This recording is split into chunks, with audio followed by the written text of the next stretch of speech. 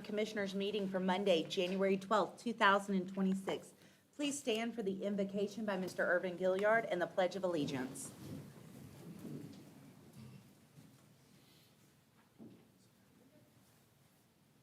Good evening and Happy New Year to everyone. Happy New Year. Happy New Year.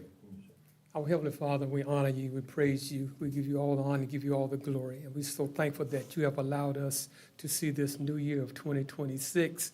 And we're so thankful how we were blessed in 2025.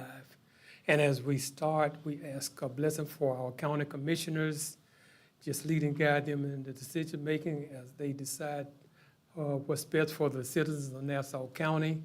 Ask a blessing as well for those that support them through the county manager's office, the county attorney's office. And we ask a blessing for our first responders as they face dangers they may see and dangers they don't see. Continue to look at our military as they protect this country. We ask a blessing upon this county.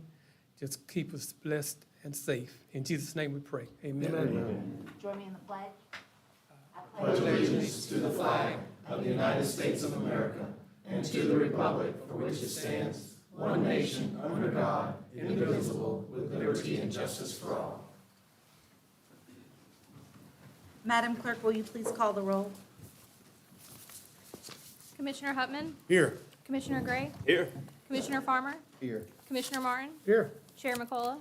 Yes, here.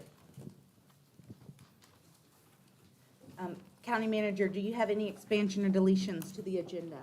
No, ma'am, not tonight, thank you. County Attorney? I have none, thank you. Thank you. Consent items. If any board member wishes to move a consent item to a new business, please do so now. Does any member of the public wish to speak on a consent item? Madam Chair,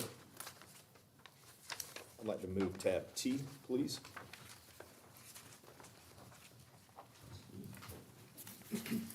Madam Chair, I would like to move the following tabs: C, D, E, F, L, M, N.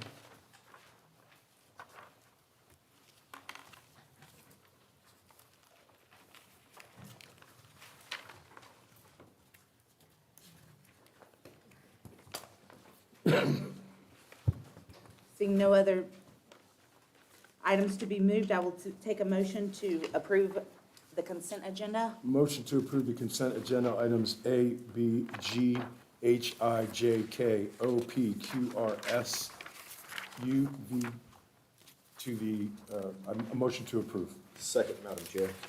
Motion approved.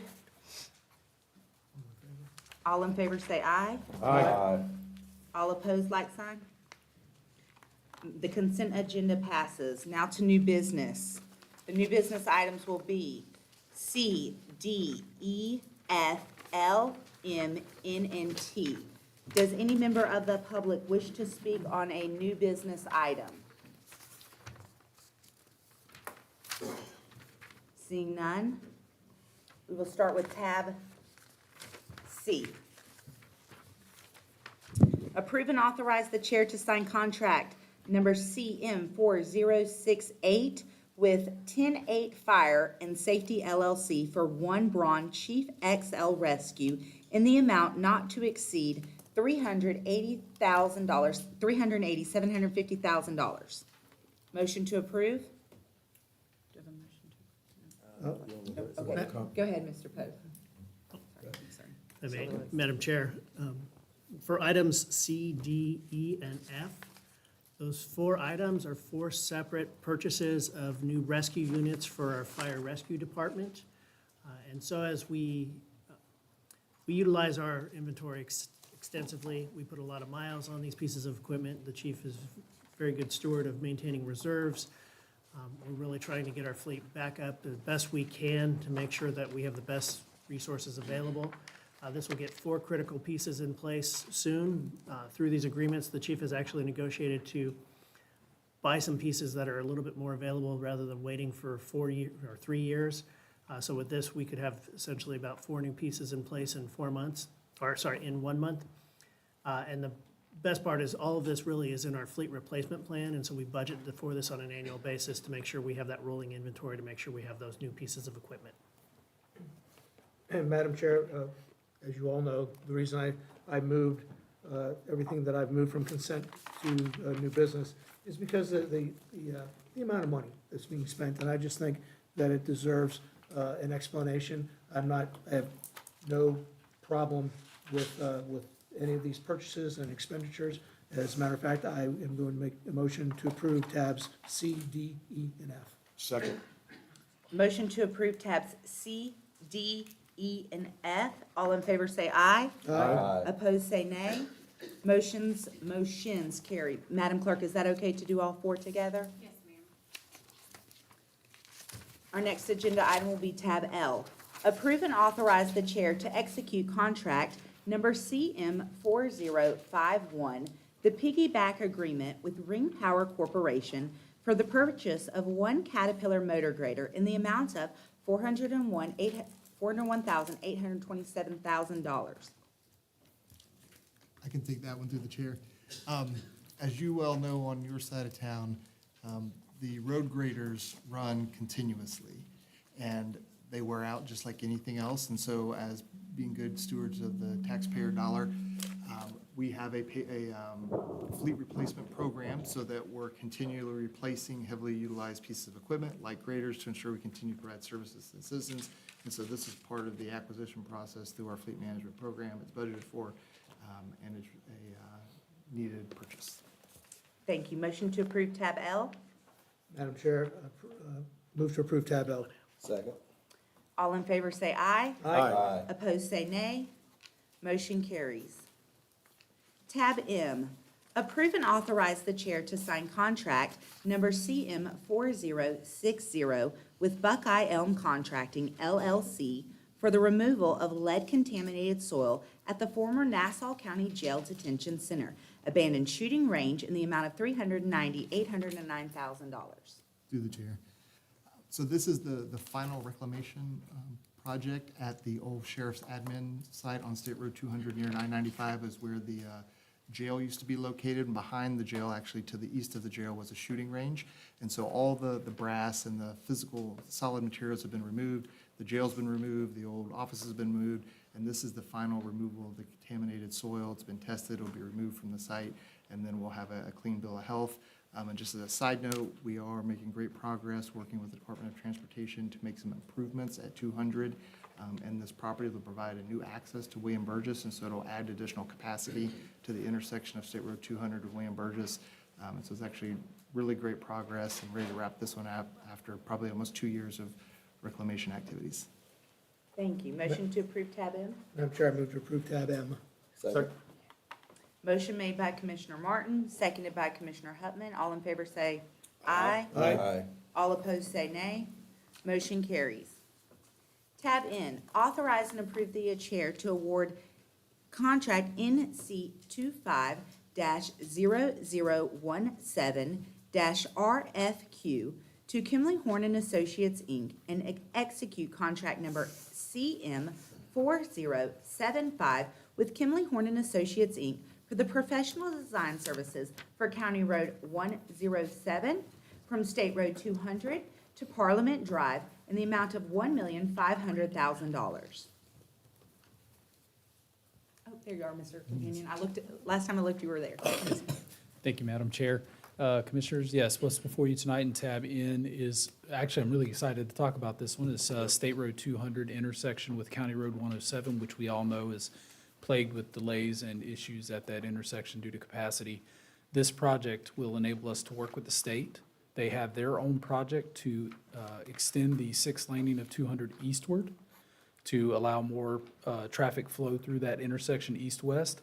But there's also obviously an issue coming out of 107 and entering into 107. This project is to 4-lane 107 from 200 to Parliament Drive.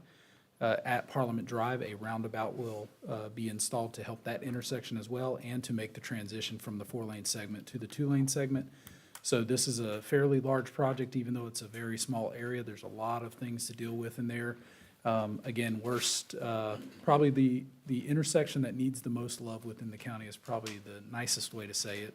And this project will get us there, and this expenditure for the design and engineering is included in the budget for this project that you approve every year with your capital improvement plan, or this recent year. I'm here for any questions you may have about this project, but super excited to get this one kicked off. Thank you, Madam Chair. This one is definitely exciting to get kicked off. It is certainly the most troublesome area in the county, and everyone's ready to move forward, and this is the trigger. I'm happy to make a motion to approve tab N. Madam Chair, I'll second that motion. Motion made by Commissioner Hutman, second by Commissioner Gray. All in favor say aye. Aye. Opposed, say nay. Motion carries. Madam Chair? Yes, sir. I know it's already voted on, but under discussion, I just want to make a comment on that. I'm very happy to see this happen too, and I remember a Board of County Commissioners meeting where I'm sitting here and my phone rang off the hook because my 15-year-old granddaughter, my daughter, and my, at that time, 9-year-old granddaughter were in a traffic accident at Parliament. And Chief Rigdon remembers that, and they responded. Fortunately, no one was seriously hurt, but that curve over by Parliament going to Pax Karate and trying to make a left turn from Parliament onto that, dark, rainy day, teenager on a learner's permit with her mom and her little sister. It could have been really bad. So I'm happy to see this happen. That roundabout, 4 lanes in that roundabout would be much needed for a safety precaution. Thank you. Thank you, Mr. Martin. Thank you, Mr. Companion. Tab T, acknowledge the county's purchase and acceptance of a conservation easement over approximately 600 acres on the St. Mary's River under the CLAM program, effective November 25th, 2025, pursuant to contract number CM 3929 with the St. Mary's Farm LLC. Ms. Farley? You read that beautifully. Happy to answer any questions. This is one of our major clam acquisitions. As you know, we had 2 in November, and this is a nearly 600-acre conservation easement protecting over 2 miles on the St. Mary's River. Ms. Brandy, I know one question, you and I had the discussion in our own personal discussion, and I'd like to put it on the record. Will you explain to our residents what the difference is in an easement versus like the purchase of like the property outright? Sure. So with the conservation easement, and there's many variables that will go into a CE. In this case specifically, the owner retains the rights to the property. That also means that they are responsible for the maintenance of the property, the costs associated with the property, and they do have to maintain the levels of the conservation and environmental value within that property. So when you do a project like this, you go in, you make those assessments, you do the baseline evaluation, and you say, here's the expectations that we have to maintain the property. And they have the responsibility for that, the financial responsibility, and then we go in and monitor to make sure that they are meeting all of those requirements. Thank you. Of course. Madam Chair? Yes, Mr. Gray. I pulled tab T because I wanted to highlight, thank you, Ms. Carvalho, you did a wonderful job, highlight the importance of this 600 acres of going into conservation. This is a real big deal. I want to thank the county manager, county attorney, all of our staff that worked hard on this. You know, the other one we have is the clam coming up is the Piney Island, and it's just as significant, but it's not 600 acres, so I want to just pull this so we could talk about it. Good. And with that, I'd like to make a motion to approve tab T. Second. Motion made by Commissioner Gray, second by Commissioner Huffman. All in favor say aye. Aye. All opposed say nay. Motion passes. Thank you. Brandy. Through the Thank you. chair. Oh, yes, Well, sir. Ms. Director Carvalho's there, Yes. since Commissioner Gray mentioned it, do you want to give us an update on the other acquisition? With Piney Island? Piney, yep. So same time frame. We did close on Piney Island as well. We actually had the pleasure of going out there as the property owners and walking the property with our new conservation land manager, Dr. Taylor Clem. So we are actually already working on a land management plan. We have a full year to do that, but with the expertise that we have now brought on staff. And that also means that we were able to submit our last report to the state via Mr. Ironman's office for our $1 million appropriation for that acquisition. And what's really significant on that is for those that don't know, the Piney Island tract protects the view shed and the marshlands at the base of the bridge, on the west side of the Shade Bridge going on from the island. And so it's all the land adjacent to State Road 200 and the first part of the island when you go onto Piney Island, just to the east. And so it's a really special piece that will protect in perpetuity. So as we come and go from the islands for decades, we'll see trees instead of rooftops.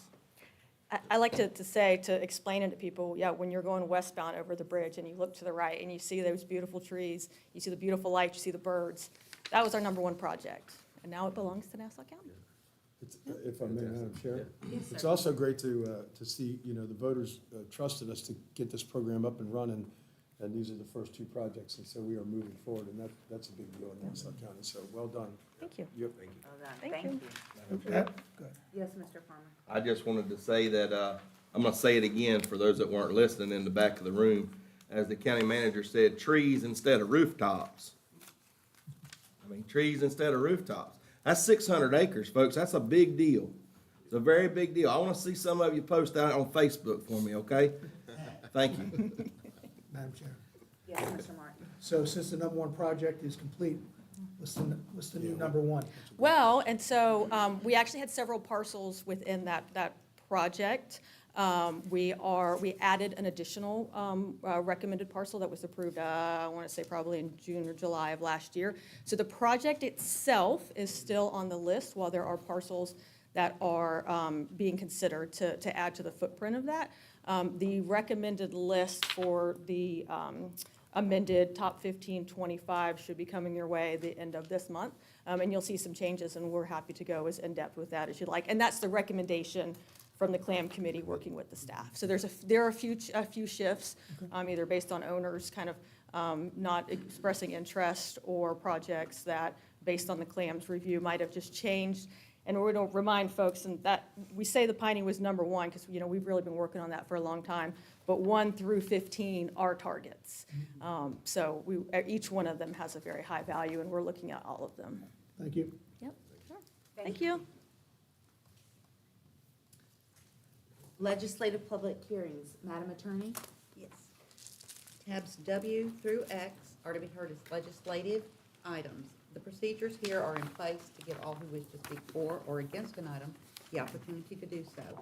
Those persons wishing to speak in favor of or against an item being considered will have 3 minutes to address the board. All statements should be addressed to the board and address only the item under consideration. Speakers should not engage in personal attacks on other speakers, staff, or board members. Speakers must begin by stating their name and address for the record. Please do not be repetitive or restate the same information as prior speakers. Sharing or transferring of time is not allowed. The clerk will control the time allocated. Again, that's 3 minutes. Any speaker that has documents as a part of their presentation will give them to the deputy clerk. They do become a part of the permanent record. This meeting is being recorded, so please no applause, outburst, or talking, as it does distort the recording. The board will then close the public hearing and discuss the item under consideration. You may ask questions of speakers or staff. The board will then deliberate and vote on the item before them. Thank you, Madam Chair. Thank you, Madam Attorney. Tab W, approve CPA 25-015, comprehensive plan amendment to amend the 2030 Nassau County Comprehensive Plan to adopt revisions pursuant to evaluation and appraisal review analysis, and authorize the chair to execute ordinance 2025-038. You may open the public hearing. Thank you for working. No I'm going to open the public hearing staff presentation. and staff presentation. Thank you, Ms. Back. Certainly. Good evening, Commissioners. Elizabeth Back with the Planning Department. I have the pleasure of welcoming up here our consultancy team from Inspire. Jay McLeod and Megan Barrow are with us tonight. They have a brief slide presentation, and they'll run through that with you, but we're really pleased to have worked with them and look forward to working with them in the future. Before us tonight is just this consideration of the adoption of the evaluation and appraisal review process, but we, as you're aware, continue to work with them as the 2050 full comp plan update was kicked off in December. So without anything else, I'll let Jay and Megan speak. Thank you and good evening. I'm Jay McLeod with Inspire Placemaking, Megan Barrow. Our firm specializes in comprehensive plan updates and ordinance updates for local governments around the state. As Elizabeth mentioned, this is an update, a required update from the state to the comprehensive plan. It happens about every 7 years. Things have gone smoothly, except maybe the alignment of a couple words here. This is a technical exercise for the most part that is wound up with some adjustments to the ordinance, the goals, objectives, and policies of the comprehensive plan. And these should bring the plan up to date through the 2045 planning horizon. There were updates to all of the elements, and Megan is going to go ahead and outline the comments we received from the state, one comment, and tell you how we address that. Do I get to change the slides? Oh, I have power. Hi, as Jay said, my name is Megan Barrow. I'm from Inspire. Haven't met y'all, but I'm a senior planner with the team. I'm going to give you the 30-second update on what's changed from the initial hearing to the adoption, and the answer to that is very little. We received the objections, recommendations, and comments report from the state.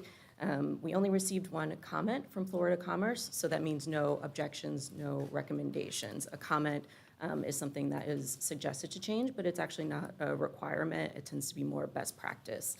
So they made a comment suggesting how we reference external documents. This particular comment wasn't totally required, but how we reference documents in the plan. And so we made a couple of updates. It's in the transportation element, capital improvements, and the public schools, I believe, just in like the name and the year of the documents, following the state's best practice in the way that it's supposed to be written in that plan. And so we revised those references based on that style, and those are the major changes. Madam Chair, Yes, sir. through the chair, if that's all the state could come up with, kudos to you guys on the work you did. I mean, no objections, no recommendations, just a minor comment. That's a great job. Thank you so much. Yeah, it's our second favorite number of comments, but it's still pretty good. So just a quick reminder, this process started, 1 is actually June, 8 is actually January. I'll fix that next time I'm here. So here we are in January to adopt the revised comprehensive plan. It was a process leading up to this, but as this kind of concludes and the 2050 comprehensive plan starts up and ramps up, that's a different effort that'll move in through 2026, but they're separate efforts.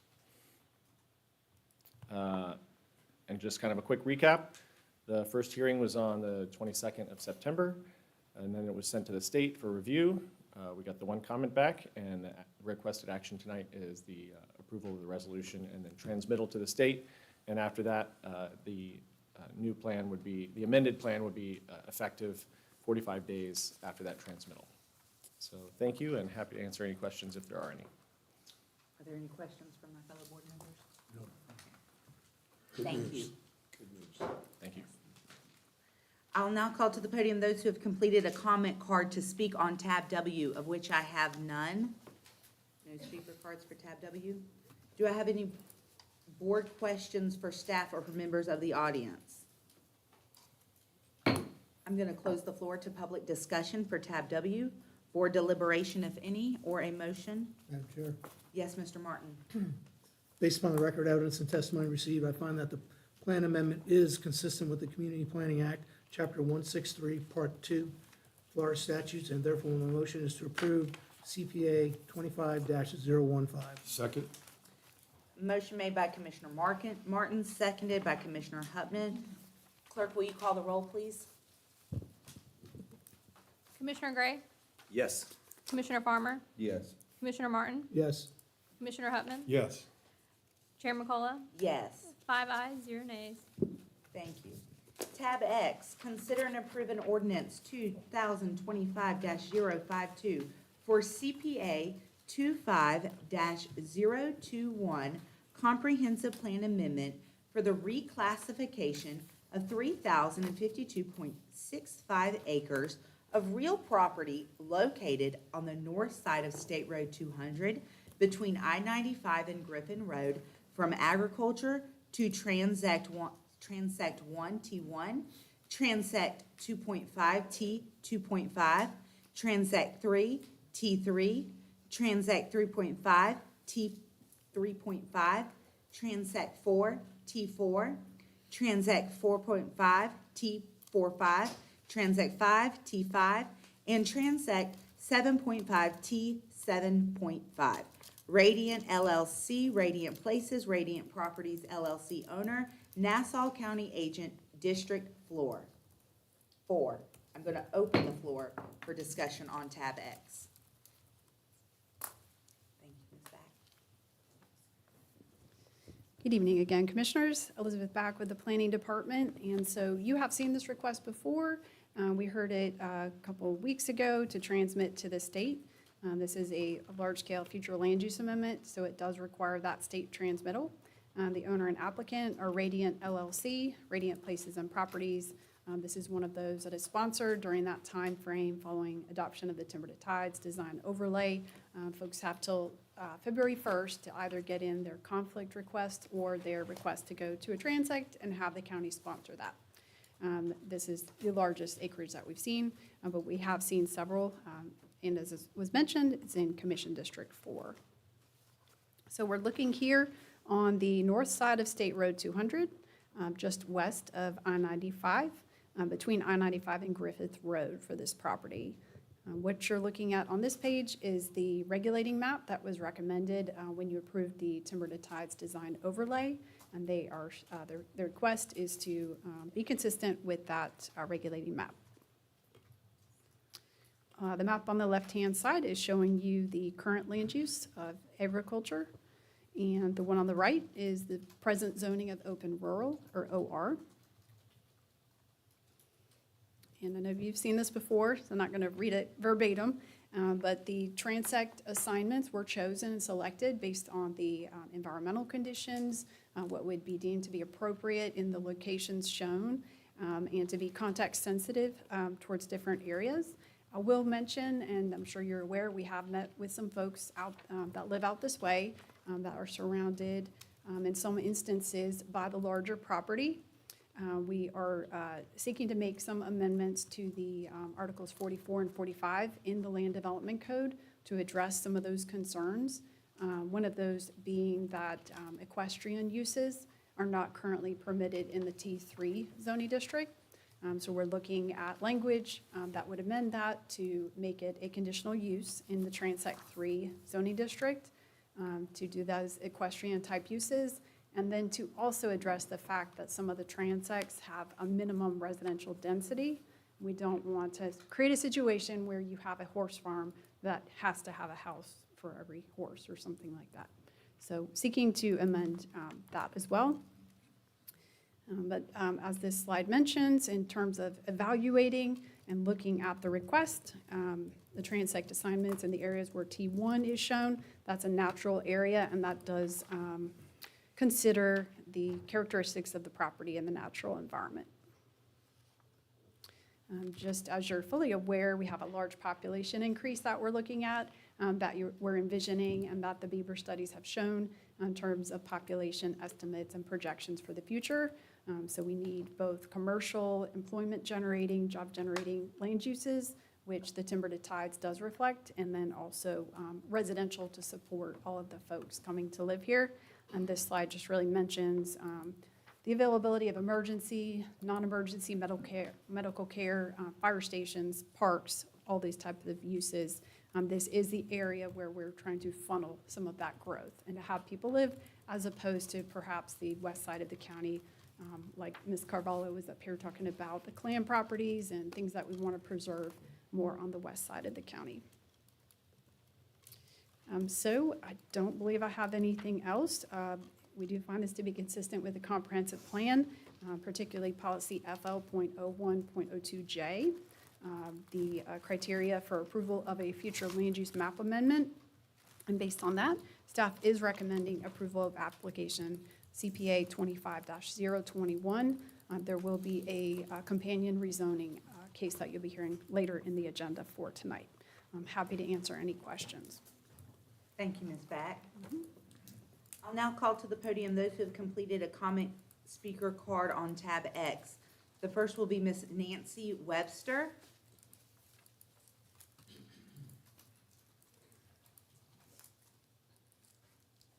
Please state your name and address for the record, Ms. Good Webster. evening. I'm Dr. Nancy Webster, 75240 Ravenwood Drive in Yulee. And I'm here to advocate for the Paramount Adaptive Riding Center, where I serve as a volunteer. As I've told this group before, I'm not only a volunteer, but I am a scientist. and as such, rely upon research and data to support my thinking. Multiple research studies have demonstrated the efficacy of adaptive riding programs for children and adults on the autism spectrum, as well as military veterans with a variety of physical and mental issues.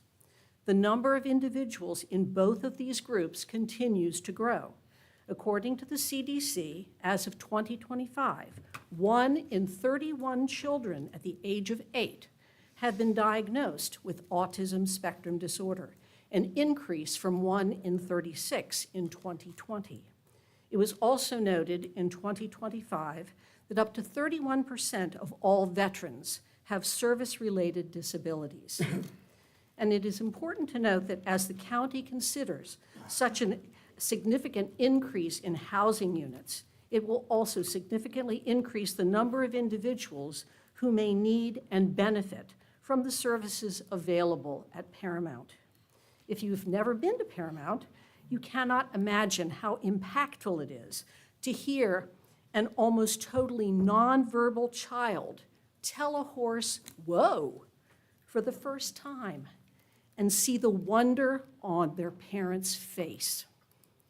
Voting on a zoning proposal without a site plan that would more clearly determine the potential longevity of the important resource of Paramount Adaptive Riding Center is at best premature, and at worst really does not consider the needs of these individuals. I urge you to please surprise us and do the right thing. Thank you. Thank you. Ms. Krista Jerkovich?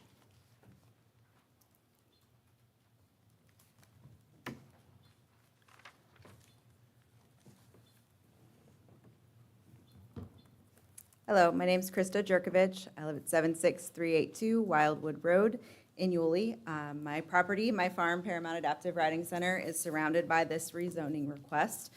You've heard from us several times, I know, but I'm here, looking over your job description in the county code. Section 502D4 says that rezoning should happen with the consistency of the adjacent and surrounding permitting land uses, densities, and intensities. Our surrounding land use has not been considered when you are talking about putting medium to high density housing next to us. We are not compatible with that. We do not want to be in the middle of a neighborhood that brings risk to our horses, to our clients, and it does not fall under that category.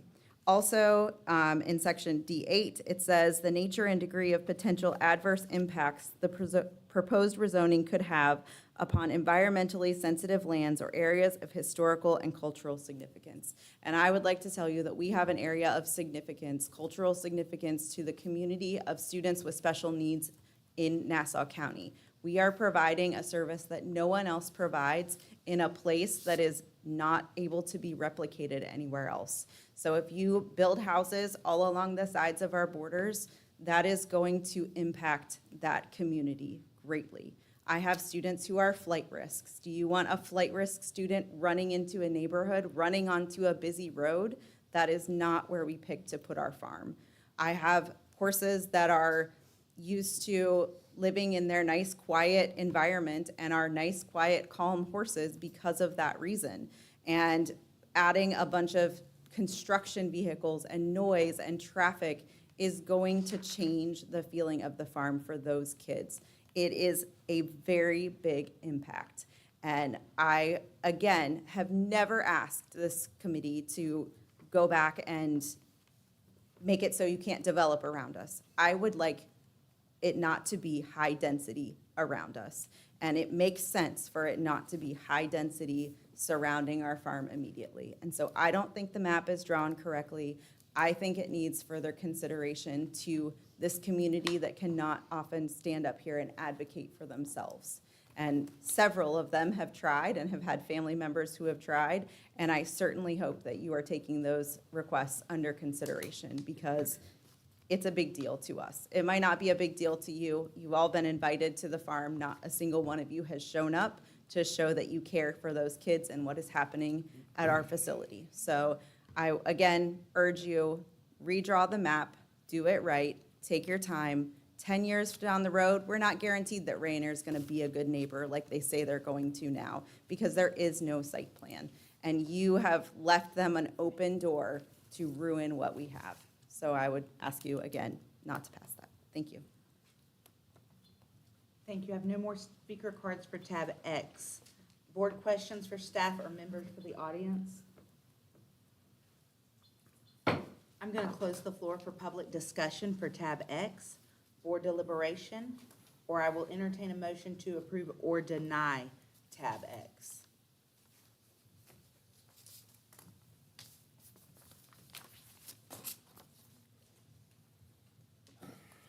Madam Chair, Yes, Mr. Martin.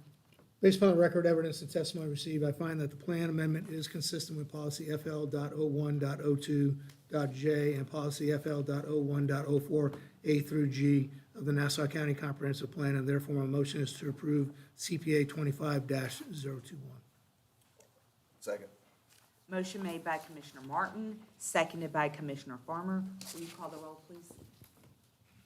Commissioner Hutman, Yes. Commissioner Martin, Yes. Commissioner Gray, Yes. Commissioner Farmer, Yes. Chair McCullough, Yes. 5 ayes, 0 nays. The next is quasi judicial public hearings. Madam Attorney, will you read the proceedings for the following? Yes, Madam Chair. The following item is to be heard as a quasi-judicial hearing. That is tab Y, to consider and approve R25-012, the rezoning of approximately 3,052.65 acres from open rural OR to Transect 1, T1, Transect 2.5, T-2.5, Transect 3, T-3, Transect 3.5, T-3.5, Transect 4, T-4, Transect 4.5, T-4.5, Transect 5, T-5, and Transect 7.5, T-7.5. Application filed by Radiant LLC, doing business as Radiant Places and Properties LLC, owners, Nassau County agent in District 4. A quasi-judicial hearing by state and case law is different than a regular hearing conducted by this board. A quasi-judicial hearing is less formal than a court hearing, but similar in its procedure and evidence matters. Applicants have the burden of demonstrating through competent substantial evidence that his or her application is consistent with the following requirements. For tab Y, that is policy FL.01.02.J, policy FL.02.06, policy FL.08.04, and policy FL.08.06 A through G of the Nassau County Comprehensive Plan, and sections 5.02C and 5.02D 1 through 8 of the Nassau County Land Development Code. Those opposed must also demonstrate through competent substantial evidence that the application does not meet these requirements. While the board welcomes comments from all who have an interest in these proceedings, Florida law requires that this board's decision in a quasi-judicial action be supported by competent substantial evidence presented to the board during the hearing on the application. Competent substantial evidence is such evidence as a reasonable mind would accept as adequate to support the conclusion. There must be a factual basis in the record to support opinion testimony from both expert and non-expert witnesses. General objections without specific evidence does not constitute competent substantial evidence. Email communications received until the time of this meeting are part of the public record for the hearing, but are not without more competent substantial evidence. Applicants are entitled to be represented by counsel, and if any applicant desires a continuance to obtain counsel, they may make that request of this board. It is at your discretion to grant or deny that request. The hearing procedures will be as follows. Staff will be sworn in to describe the applicant's request. They will have 10 minutes. The applicant may waive their presentation and rely on staff comments. If they do waive their presentation, they retain the right to rebut any testimony against their applications. Does the applicant wish to waive their presentation and rely upon staff comments? I am hearing yes in the affirmative from Mr. West Hinton. He retains the right to rebut any testimony against his application. Public participants for or against the applicant will be sworn. They will have 3 minutes each to provide testimony and present evidence to the board. Extensions of time may only be granted through the chair. Sharing or transferring of time is not allowed. Public participants presenting evidence for or against the applicant will address the board at the podium. Any documents or photographs will be submitted to the deputy clerk. They do become a part of the permanent record. The applicant or their representative will have a maximum of 10 minutes for any cross-exam or rebuttal as necessary. Staff will have 5 minutes to provide final comments. The board will then close the hearing and discuss the application. They may ask questions of the applicant, staff, or witnesses for or against the application. Any motion of the board should include whether the board member finds competent substantial evidence in the record and/or testimony received to support the board's decision to approve or deny the agenda item. Again, the meeting is being recorded, so please no outburst, applause, or talking. And if anyone has any questions in regard to these procedures, you can ask them at this time. Seeing none, Madam Chair, you may continue. Thank you. Ex parte disclosures as to tab Y. Ex parte disclosure including emails, letters, site visits, and any other forms of communication. Disclosures shall include who the communication was with, the nature of the communication. Mr. Hutman. None. Mr. Gray. I've had numerous emails and calls on my county device. Mr. Martin. Can I back that up one? I Yes, sir, apologize. Mr. Hutman. I did receive an email captured on my county device. Okay, thank you, pursuant Mr. to Hutman. this quasi-judicial hearing. Thank you. Mr. Martin. I also received an email on my, captured on my county device, and I don't think I violated any rules, but because this, how many of you watched that PZB meeting? I did, and there were some technical difficulties there where, I don't believe that's this tab. Madam Chair, if I may. oh, Yeah. I'm thinking of something different. Yes, sir. Okay. Take that back. Thank you. Okay. Mr. Farmer. Yes, had a couple emails and they were preserved on my county device. I had emails and they are on my county device. Mr. Martin, you had, No, I want, thank you, Commissioner Hutman. Yes, sir. I was ahead of myself on the tabs here. Thank you. Madam Clerk, will you identify the documents to be placed into the record for tab Y, please? Documents submitted into the record, application for rezoning, 21 pages, timber to ties transects, 1 page, criteria for rezoning, 5 pages, staff report, 9 pages, planning and zoning staff report, 9 pages, draft ordinance, 8 pages, business impact estimate, 2 pages, planning and zoning motion, 1 page, planning and zoning staff presentation, 17 pages, and staff presentation for Board of County Commissioners, 17 pages. Thank you. Motion to accept documents into the tab for So record Y. So moved. Second. Motion made by Mr. Gray, seconded by Mr. Hutman. Call the roll, please. You may do all in Oh, favor. all in favor. Thank you. I just was making sure because it was Aye. quasi judicial. All in favor? All opposed, say nay.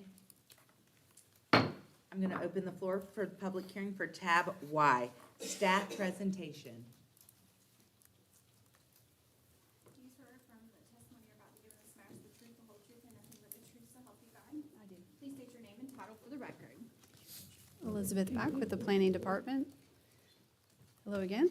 This is the rezoning request that I mentioned previously as the companion to the comprehensive plan amendment that was just approved for a future land use amendment in District 4. Same location, north of State Road 200. Looking at the future land use map 11 enlargement of this area, as the timber to tides overlay does run from this boundary on the west that you can see here on the graphic all the way to the Shave Bridge. And this enlargement does show the various transects that are shown on the regulating map for this property and those around it, and then areas for connectivity. This graphic on the left-hand side is showing the current zoning of open rural, and the one on the right shows, well, it shows previously what it was AGR, but recently tonight approved to the multiple transects for the comprehensive plan. This graphic is from Articles 44 and 45 of the Land Development Code, and this does show the various transects running from the natural zone or transect 1, which would have 0 dwelling units per acre with a floor area ratio maximum of 0, all the way up to the T7 or special district zone, which can anticipate as many as 25 dwelling units per acre with a floor area ratio maximum of 4, and those in between. Since we have multiple transects, I included the entire matrix for the various districts, running from the T1. As you can see, it doesn't allow for very much, so you're not seeing a P, which indicates permitted, or a C, which would indicate conditional use. And these are the residential uses, leading into office uses, much smaller, but you can pull up the land development code to see this a little bit better in a larger scale. As I was mentioned before, we are working on an amendment to bring back to you. I'm talking about the types of agricultural uses. That would be stables, equestrian uses. That would then add under this, if you can see, yep, my cursor, T3, Transect 3. Under stable, there would be something like a C for conditional use to give folks in that T3 the potential to do stables and equestrian uses. Staff does find this to be consistent with the comprehensive plan, which was just passed earlier this evening. This also is a little bit small, but you can pull it up and blow it up larger, showing the spectrum of running from the T1 natural zone all the way over to T5 urban center zone, with items in between like the T3 or Transect 3, the suburban zone, which is more of a low density somewhere in the middle there. So I will not read this verbatim, but just for example, there's a variation of densities across that spectrum, running from T2.5, for example, which is more similar to what we have in OR, allowing for 1 dwelling unit per acre. And they are consistent. The request that Rainier is making tonight is consistent with the regulating map for the future land use element. In terms of the need and justification for the change, staff, as I mentioned, does find that this infill development is supported by both the Vision 2050 plan, the Timber to Tides Design Overlay District Vision, which was approved by the Board of County Commissioners on June 23rd of 2025, and does directly implement the principles of the State Road 200 Master Plan and the 2030 Comprehensive Plan, seeking a transit-oriented, compact, mixed-use community for social engagement, live-work environment, fiscal sustainability for the county, and a way to anticipate and manage all of that growth that we're predicted to see. This is in your staff report, so you can also read this at your leisure, but is supportive of the items that County Manager Pope brings before you each year during the winter strategic planning session. All of the fearless targets mentioned here, environmental sustainability resiliency, quality of life, quality of place initiatives are supportive of this request. And this slide is just relating back that the wetlands requirements and regulations still have to be adhered to. This will be reviewed as it comes through site development, and stormwater requirements do still have to be met. This area is referred to as the Four Creeks and Edwards Node. This is just a zoomed-in view that shows some of the interactions with the various parcels and how we want to have additional parallel corridors, maybe not perfectly parallel, but alternate routes to taking State Road 200 for folks to meet their everyday needs. So with that, we find this to be consistent with the variety of future land use policies, the requirements from the Land Development Code, and staff is recommending approval of this rezoning request, and I'll be happy to answer any questions. Any questions for Ms. Beck? No, ma'am. I'll now call to the podium those who have completed a public comment card. I have no speaker cards for tab Y. Any cross-examination or rebuttal for tab Y? Final comments from staff. Board questions?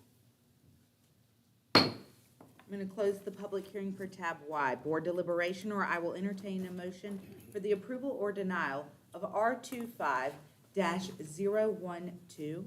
Madam Chair, Yes, Mr. Hupman. based on the record evidence and testimony received, I find that there is competent and substantial evidence pursuant to policy FL.01.02J, policy FL02.06, policy FL08.04, policy FL.08.06, A through G, the Nassau County Comprehensive Plan, section 5.02C, section 5.02D, 1 through 8, of the Nassau County Land Development Code. Therefore, my motion is to approve RS 25-012. Second. Motion made by Commissioner Huttman, seconded by Commissioner Farmer. Call the vote, please. Commissioner Martin? Yes. Commissioner Gray? Yes. Commissioner Huttman? Yes. Commissioner Farmer? Yes. Chair McCullough? Yes. 5 ayes, 0 nays. Thank you. On to tab Z, appeals. Tab Z is an appeal hearing. The county attorney will read the appeal procedures as they Thank you, Madam Chair. As stated, this is an appeal hearing of a lower board decision. Pursuant to Section 5.06 of the Land Development Code, any person or entity aggrieved by a final decision of the Planning and Zoning Board may file an appeal with the Board of County Commissioners. The following item is to be heard as an appeal hearing of the Planning and Zoning Board final order denying a variance pursuant to Section 5.05E 1 through 7 of the Nassau County Land Development Code. This hearing is pursuant to BOCC Policies and Procedures 2.126. Tab Z is for AP 25-003, appeal of a final order of the Planning and Zoning Board denying variance application V 2025-004 to allow for an increase in the maximum height of a single-family dwelling by 5 feet for a maximum of 40 feet in the residential general 1AB RG1AB zoning district. Appeals allowed by the provisions of the Nassau County Code of Ordinances or the Nassau County Land Development Code are record appeals and may only be based on the evidence and testimony officially received in the record of the hearing below. The Board of County Commissioners is sitting in its appellate capacity and will base its decision only upon the record evidence and testimony presented to the PZB Board below. The hearing is not a new hearing on the application. No new evidence is to be presented, and the Board will consider only that evidence and testimony presented below. A public comment period will be provided, but the testimony will not be sworn, and no new evidence will be presented. Instead, it will be limited to arguments of facts and testimony as received in the record below. Ex parte communications, which were not a part of the record below, will not be considered by the Board for the purpose of your decision in this appeal hearing. County Code Section 5.06D provides that the Board of County Commissioners may, by majority vote of its members, reverse or affirm the order or decision being appealed, and to that end will have all the powers of the Planning and Zoning Board. The Board shall find, based on competent substantial evidence found in the record of the hearing below, and in consideration of your code criteria, Section 5.05E 1 through 7, whether to affirm or reverse the action as the Board deems just and equitable. The standard of review for a quasi-judicial decision at this appeal requires consideration of the following: whether procedural due process was afforded to the applicant, whether the Planning and Zoning Board applied the correct law, or whether the decision was supported by competent and substantial evidence. The hearing procedures will be as follows. Staff will be sworn in. They will describe the appeal and provide their arguments as to whether the decision below should be affirmed or reversed. They will have 15 minutes. The appellant or his or her representative will have 5 minutes for any cross-exam of staff's witnesses. The appellant will then be sworn. They will present their argument as to what due process, requirement of law, or evidence was in error. If the appellant has witnesses, they will indicate name and address and subject matter for each of their witnesses. The appellant and/or their representative will have 15 minutes to present their arguments. The chair shall then invite members of the public who wish to address the board and who have completed the required comment cards to the podium in the order the cards were received. Public participant comments will not be sworn and shall be consistent with the rules for public participation before this board. They shall not constitute new evidence for consideration. Time limit will be 3 minutes each. Staff and appellant or his or her representative will provide final arguments to the board, limited to 10 minutes each. The board will then close the public hearing and discuss the application. They may ask questions of the applicant, staff, or witnesses. The board will then vote to either affirm the final order of the Planning and Zoning Board, and by doing so, you will be denying the appeal, reverse the final order of the Planning and Zoning Board, and by doing so, grant the appeal. Again, the meeting is being recorded, so please no applause, outburst, or talking. If you have questions regarding these procedures, you may ask them at this time. Seeing none, Madam Chair, you may continue. Tab Z, consider the appeal application of variance 2025-004, challenging a decision of the Planning and Zoning Board denial of variances as stated above.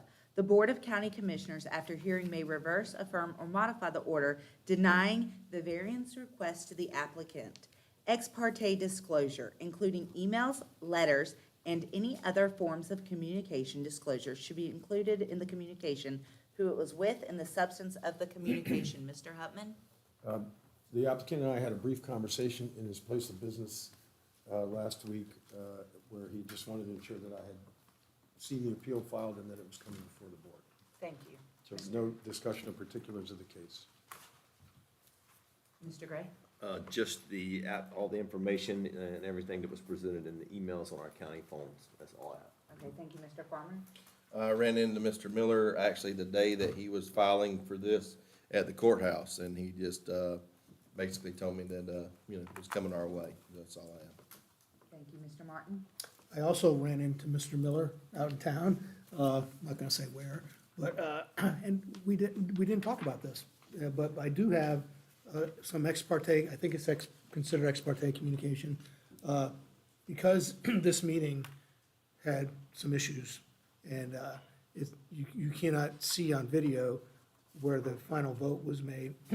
After, as I was reviewing the documents and I saw how the vote went, I did reach out via phone, and I spoke with my District 1 PZB board member, Todd Erickson, about it. Just to kind of, I know I had the transcript in front of me to read, but I wanted to get a sense on what the meeting was like, because it wasn't on video, Yes, sir. and that was it. And my device, my communication is strictly via email, the package, and it is captured on my county device. Reminder to all commissioners that any ex parte communication received that was not part of the record evidence below will not be considered as basis for your decision in this appeal. Madam Clerk, will you identify the evidence contained within the record? The evidence submitted into the record: appeal application, 2 pages, Planning and Zoning Board agenda documents from November 4th, 2025, 49 pages, verbatim from November 4th, 2025, 30 pages, and denial letter dated December 1st, 2025, 4 pages. Motion to accept evidence into the record for tab Z. So moved, Madam Chair. Second. Motion made by Commissioner Hupman, seconded by Commissioner Martin. All in favor say aye. Aye. Opposed say nay. I'm going to open the hearing to public for tab Z, staff presentation.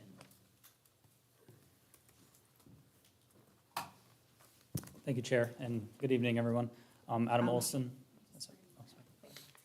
Do you swear from the testimony you're about to give this matter is the truth, the whole truth, and nothing but the truth, so help you God? I do. Thank you. Please state your name and title for the record. All right, thank you. Adam Olson with the Planning Department, and I will give the staff presentation for the appeal of the PZB decision for variance application V 2025-004. This was a request for variance to allow relief from our Land Development Code to increase the maximum height of a single-family dwelling by 5 feet for a maximum of 40 feet, so the total would be 40 feet. Our applicants are Thomas and Michelle Miller, and the subject property is located in Commission District 2. So here's the location map for the subject property. It's highlighted in red. It's lot 27, which is directly at the end of Burney Road, and it's adjacent to one of the beach accesses that leads from the end of Burney Road. And here we have the zoning map and land use map. So the zoning for this lot, as well as the other residential lots on the beachfront, are residential general 1AB, and the land use in the area is high-density residential.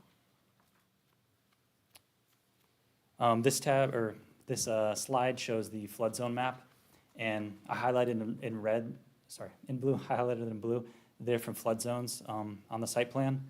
And so this lot has zone VE closest to the beachfront, as well as zone AE and X. So it goes everywhere from VE, which is considered a high hazard coastal flood zone, all the way to X, which is outside of the flood zone. So the entire house would not be within the coastal high hazard zone, but a good portion of the house would be.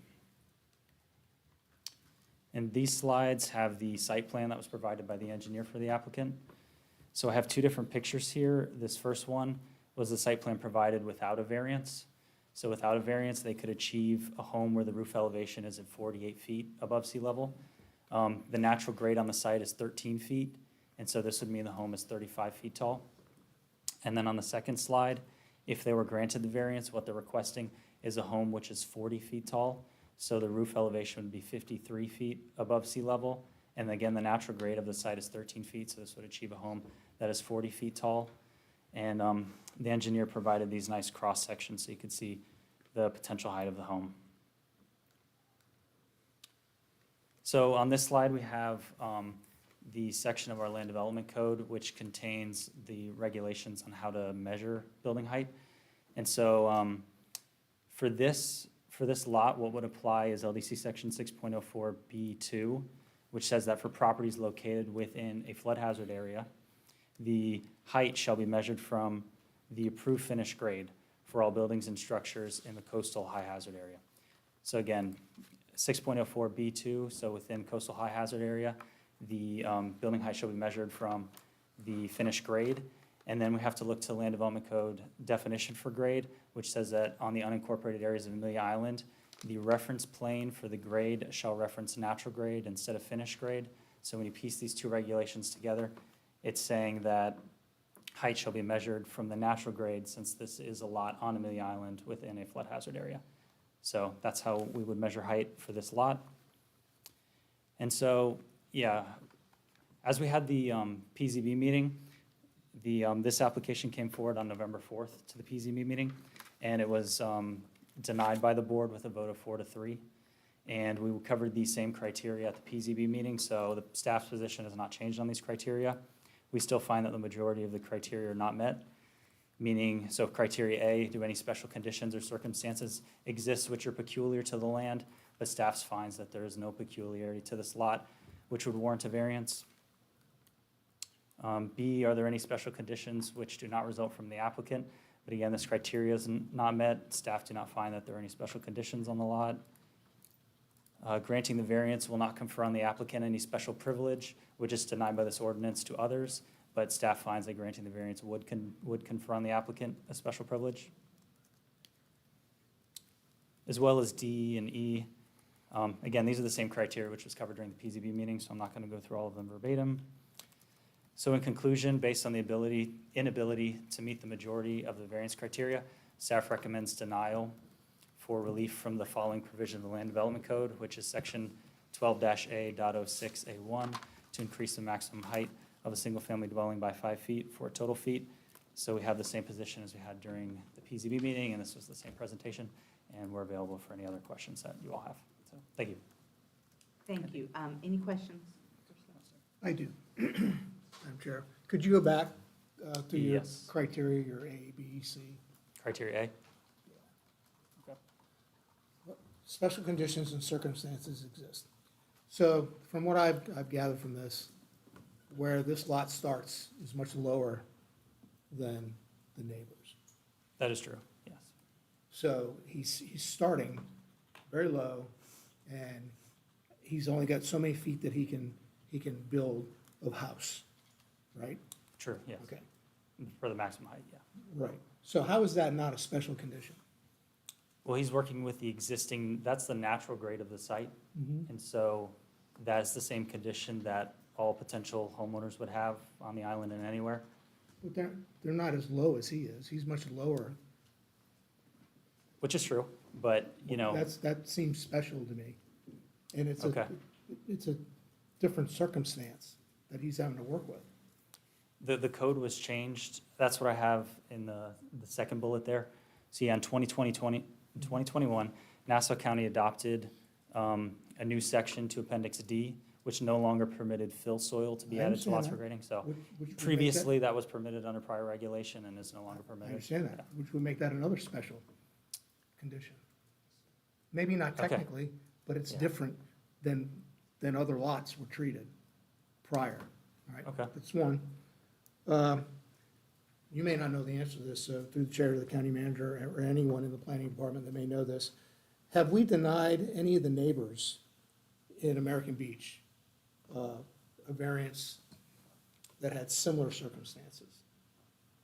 I do know the answer to this one. We looked into this past week, and we have not processed any other variance applications for any of the lots on Gregg Street. Does that answer your question I'm specifically for asking, Gregg have we Street? denied anyone else in American Beach Oh. that had similar circumstances, that wanted to do something with their home? I watched the meeting, okay, and Yes. that was one of the points that was brought up from a resident of American Beach, that someone else had to change their plans for their home. Yeah, that's true. And so it came to me, it was like a fairness doctrine thing. If we didn't approve it for someone else in the past, okay, why, it wouldn't be fair to approve it for Mr. Miller now. But I want to know what were if there were similar circumstances, if it was a different circumstance than digging out of a 17, 18-foot hole to build his house. So I don't think there's Yeah, anyone else that had that same circumstance. Okay.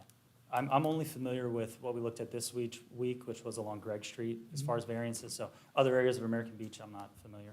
I'm not sure if other staff are familiar. I have another one too. Any other staff knowledge on that? I'm So not this sure. is, correct me if I'm wrong. Okay. If we grant the variance, Mr. Miller can build a home that goes up to a certain height, Mhm. that the top of the roof would be the same as the roof lines of I can his show neighbor. this on one of the site plan sheets, because this was the site plan provided showing with the variance what they could achieve. it- And the neighbor's house, that's a, a rough depiction of the neighbor's house Right. there. So it's more in line, So it is closer, yes. okay? And if we turn it down, then he's Yeah, see, 5 it- foot lower. It's lower. Okay, so that's just a matter of fact. So then I have two more things. So what is the purpose of height restrictions? In general, they apply Yeah. to all zoning districts. Well, what's the purpose of them? Because we don't want things, Yes, somebody's got a 60-foot home and a 30-foot home. We mostly want to the- do with harmony in the community. Yeah, we want the line to, okay. Yeah. How does approving this variance harm the community? Is that one of our criteria? It's not, Um, Yeah. how does approving this variance harm the community? It just allows a deviation from our zoning code, which we apply, to all building permits and all development, that, Do you think- it provides an exception that we don't allow any others when they build. Right, but it doesn't harm the community. Well, we didn't analyze with this criteria. I feel like that's a subjective question to I'm not who trying would see it. to, I'm not trying to, look, I get it. You're I don't gonna think lo- you can say there's any direct. I harm to couldn't the find community. anything in the written rules, okay, that, to give me any leeway to advocate for approving this variance. But then as I try to apply a common sense rule to it, okay, and that's why I asked those questions. We haven't denied any other person in that community with a similar circumstance. I think it, to me, Liz, I know you're gonna chime in on the law, okay? Yes. Let me finish, all right? To me, there are some special conditions here, with how deep he is and the fact that he can't bring infill in. And, if the purpose is to keep of height restrictions or height limits, is to keep a nice, line in the neighborhood, where you don't have it, it's not like a jigsaw puzzle, then I would say granting the variance would do that. And I don't see how granting the variance harms the community. I see that there are folks here from the community, so if you want to chime in and convince me how this harms the community, please do so. If I may now. Yes. Through the chair, that is not the standard under the law for variance. It's not whether it harms the community. It is very specific. A variance is an illegality. In other words, you have a law, and to grant a variance is to grant an ability to break your law. And the law is very specific on the hardship required to be shown for that. It cannot be financial. It cannot be because it harms the community, doesn't harm the community. Height variances or height ordinances are put in because you want to stop building at a certain height, okay? So not necessarily because we want harmony. It is about stopping larger buildings or higher buildings. That's what they're put in place for. So the variance, the standard must be based upon your criteria, 1 through 7 of 505, and not based on harm to the community. I get it. I'm just making the records clear. And there was testimony below, by the way, in regards to someone, I don't know that they applied for a variance, but there was testimony within your transcript. And I listened to that, and then there were questions about, was it a similar circumstance? Hello, I believe I'm still sworn. I just wanted to add to that. So in terms of a variance, we don't see these typically, but we do have, as you're aware, the Amelia Island Tree Ordinance. So in my mind, a reason, justification for potentially issuing a variance for height that staff could potentially support would be if there are trees on the site that the applicant was seeking to preserve, and they were not able to get a certain, amount of square footage for their home, and Ms. still Beck, I'm gonna preserve have to those stop you trees. because you're introducing new evidence into the record. Oh, okay, apologies. Sorry. But Just since she did, ignore that. I'm sorry, but you can't consider new evidence. can I ask a question based on what she just said? No, sir, Why not? because Ms. May said we're not introducing any new evidence. She just introduced something that I Disregard have, what you heard. that I have, no, I can't do that, that I have a question on. Are there any trees on that lot? No. Okay. Okay. Applicant presentation? Oh.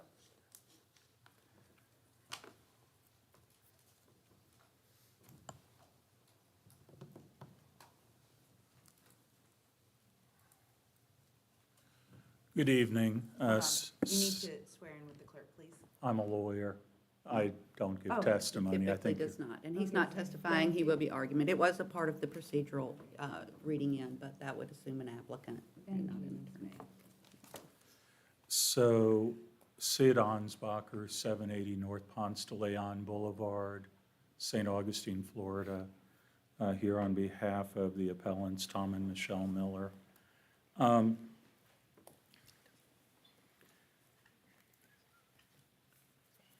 may win or lose, but at least I have a background in this. Like Denise would note, I started at Division of Natural Resource, Department of Natural Resources, which is today's DEP, and wrote the chapter on variances for the Florida Bar. So I'm kind of familiar with the standards. Your code is a familiar standard. So the first question is, are there special conditions and circumstances? Commissioner Martin, through the chair, raised those questions. The record reflects that you have a stair step, essentially. You have, in fact, the plan shows that the finished grade of the property to the immediate north is 18 feet. What we have is about 12 to 13, depending on where you are in the property. And then to the south, the record reflects that everything remains at natural grade. So what the Millers attempted to do here was to protect their property from, and this again is more or less replicating Mr. Miller's testimony, protect their property from flooding from the elevation and the bleed holes to the north, while also trying to protect the property to the south.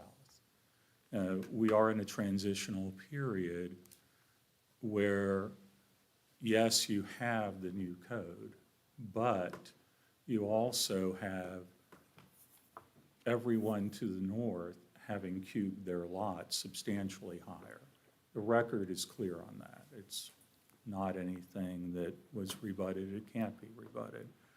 So what did they try to do? Because the property is essentially at about 12 to 13 feet, there's a lot of discussion at the planning board level about what the minimum elevation would be, less freeboard. And the minimum elevation, less freeboard, the testimony was unrebutted, required by DEP, waterward at the coastal construction line, is 17.1 feet in this portion of the island. So again, depending on where you are in the property, it's a difference of 4 to 5 feet above what the natural grade is. So it's a substantial difference, on top of which, as the engineer noted, Dennis Allen, and Mr. Miller noted, you have essentially, if you have an application at 13.3, I think was roughly what the FEMA number was, which is roughly what natural grade is, and you have 17.1 FDEP, essentially that's 4 lost feet. And as far as whether the special conditions and circumstances do not result from the actions of the applicant, again, everything that was built up before them. The concern of what the elevation is, again, and I'll discuss this with the factors in a minute, but as Commissioner Martin noted, you have an elevation that is essentially dramatically lower, 4 to 5 feet, if you comply with the elevations that are being sought by staff. And to that end, staff keeps saying it's 40 feet. It's not a 40-foot house. It really depends on where you begin the measurement. It's a 35-foot structure either way. So, we just would note that. Does it confer, in fact, let me back up. Actions of the applicant at B. You have the neighboring property owner. Mr. Miller in his application noted he's responding to the neighboring property owner and the fact that it's a bowl from the street. One of the things that is noted in Mr. Adams' testimony below is if you are at 10 feet and you have an 8-foot roof in the garage, which is essentially what you would be left with if you crunch down the elevation. It's 8 feet elevation difference from the road to that 10 feet. You essentially are turning it into an E-ride at Disney, for those of us who might be old enough to remember E-tickets at Disney. It's a dramatic drop, and again, that's unrebutted in the record below. Does it confer any special privilege? Again, I'd note, by virtue of using the stilts and utilizing the elevation that is allowed by DEP at 17.1, he's minimizing the impact. Mr. and Mrs. Miller are minimizing the impact. Any flow that comes out of the drain holes is going to slide under. It's not going to create any issue for the natural drainage pattern. And the properties to the south are not going to be adversely affected, again, because we're on stilts. We're not bringing in any fill. We can't bring in any fill, but again, the design is such as to allow for minimal impact to the south. Literal interpretation of the provisions, would it deprive the applicants of rights commonly enjoyed by other properties in the same zoning district and would place unnecessary and undue hardship? Again, we would point out that if we go down into the bowl, we essentially become a retention basin. If, however, in addition to the fact that we have a dramatic drop from the street for the parking as unrebutted below.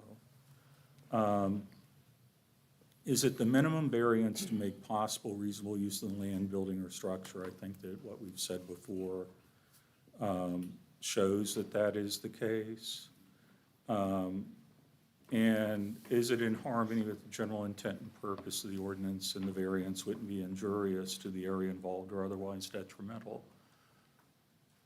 Again, it's in harmony with development nearby. It doesn't ask for any particular favoritism. It simply asks, as the Millers have tried, for, in their view, the minimum necessary for them to enjoy their home in the manner that people adjacent to them do.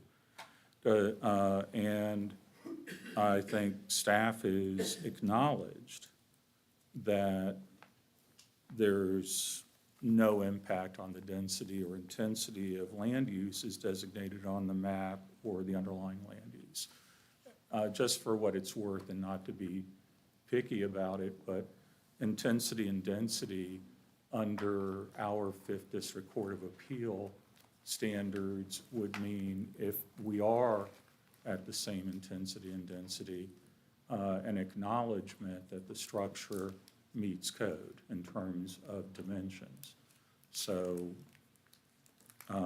I would suggest that we believe this is perfectly sound. Now, as far as whether other variances have been sought within the American Beach community, I can't speak to that. I did not look into it, but I will point out that the record shows that the coastal construction line goes a portion across Gregg, but as far as this property is concerned, it is entirely within the CCCL, and therefore it is entirely subject to that elevation requirement imposed by our state DEP.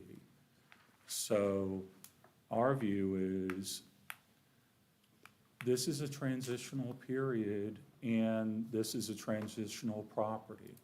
And we believe we responded in a transitional manner between the north and the south properties. And we also believe that the Millers have met their burden, complete with the expert testimony of Mr. Adams below.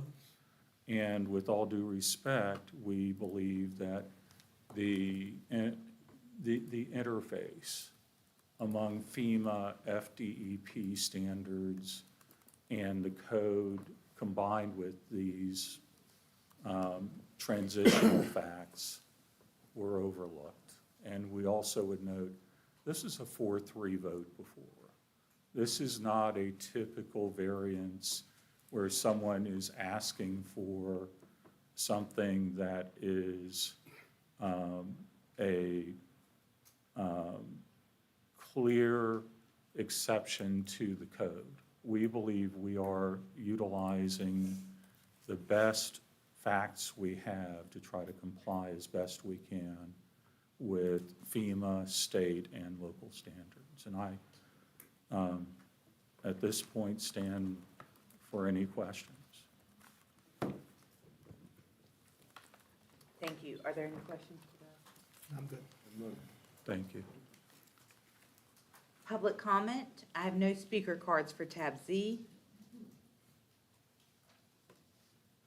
A final argument for the appellant. Final argument for staff.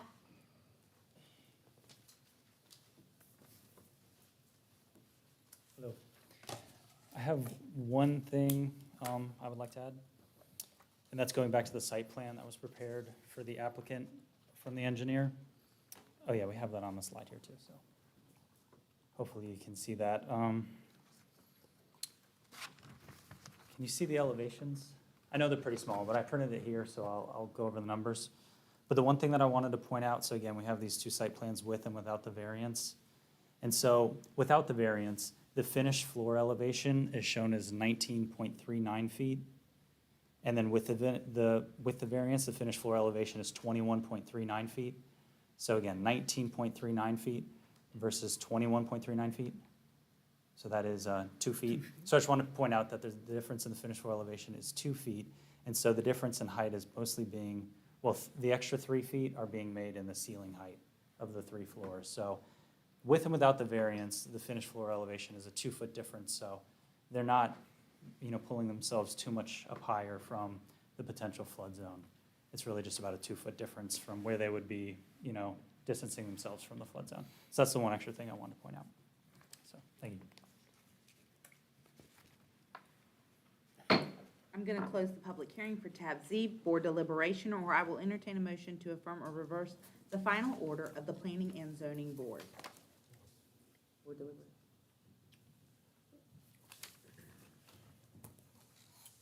I have some deliberation too, in that Yes, sir. I believe, thank you, Madam Chair. I do believe that, as Commissioner Martin has stated, that we have some conditions or circumstances which are almost self-created in our 2021 process. And these, it is transitional in scope in between the two properties and doesn't exceed the height, which is an intention that we're trying to enforce as heights. It doesn't exceed that, so that's where I am on that. Madam Chair. Yes, sir, Mr. I Farmer. also went back and watched this in its entirety, and I'll be honest with you, I think that some of the board members, they got a little confused because we had one board member that, in my opinion, went off the tracks a little bit and got a little bit in the weeds, I guess is the best way to say it. And we got in the weeds, and I think that they were a little bit, I think they were a little bit confused about which route that they were, taking. So I'm gonna err on the side of common sense, and if you guys don't wanna make a motion, I'll go ahead and make a motion. I don't know if you guys got anything else to go with that, but I'm gonna go ahead and. Mr. Gray? Madam Chair, yeah, I did watch the Planning and Zoning Board meeting myself, and it was a lot of confusion there. And just want to put that on the record that I did watch it and be up to speed on it, I will Thank put you. it on the record that I too watched the meeting. So it is on Well, the record. and for the folks that are here that didn't watch that meeting, the first vote they took, it's like a double negative in the English language. A board member made a motion to deny the variance, and that got rejected, 6-1. That got rejected 6-1, which meant that the variance was approved. And then they adjourned the meeting, and then it was like, there are members that didn't understand how I'm assuming, that, They did not understand that they had made that motion granting the variance. right. And so then it came back in, there was more, we read the transcript, it wasn't on audio or visual, and they came back, and then it was very close, it couldn't be any closer, it was a 4-3 vote to deny the variance. And, I don't want to put any commissioner on the spot. I'm not opposed to making a motion one way or the other, but I would defer to Commissioner Hupman, it's in his district. Yeah, I'm going to say that based on the record of evidence of the hearing below, argument received section 5.05E1 through 7 of the Nassau County Land Development Code, I feel there is competent and substantial evidence to reverse the final order of the Planning and Zoning Board, and therefore my motion is to grant the appeal of AP 25-003. Second. Motion made by Commissioner Hupman, seconded by Commissioner Farmer, and that is to reverse the final order of the Planning and Zoning Board. Madam Clerk, will you call the roll? Commissioner Gray? Yes. Commissioner Farmer? Yes. Commissioner Martin? Yes. Commissioner Hupman? Yes. Chair McCullough? Yes. That's 5 ayes, 0 nays.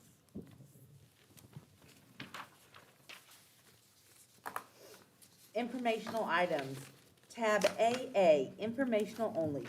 The Board of County Commissioners newsletter for November 2025. I think we've all got our paperwork. Thank you, Mr. Gray.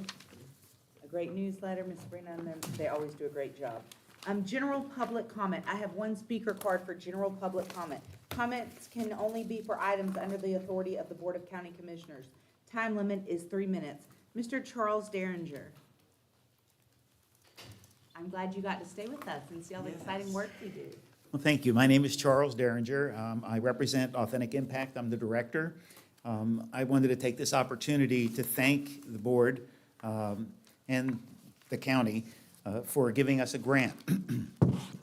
We are a nonprofit organization that impacts established for the purpose of meeting the needs at risk children, families throughout Northeast Florida and Southern Georgia. Authentic Impact partners with Publix, Winn-Dixie, Harris Teeter, Feeding Northeast Florida, Walmart, Sam's Club, and Target, providing support to Nassau County Foster Closet, family support services, as well as providing food and resources to over 1,000 families each week at our outreach center.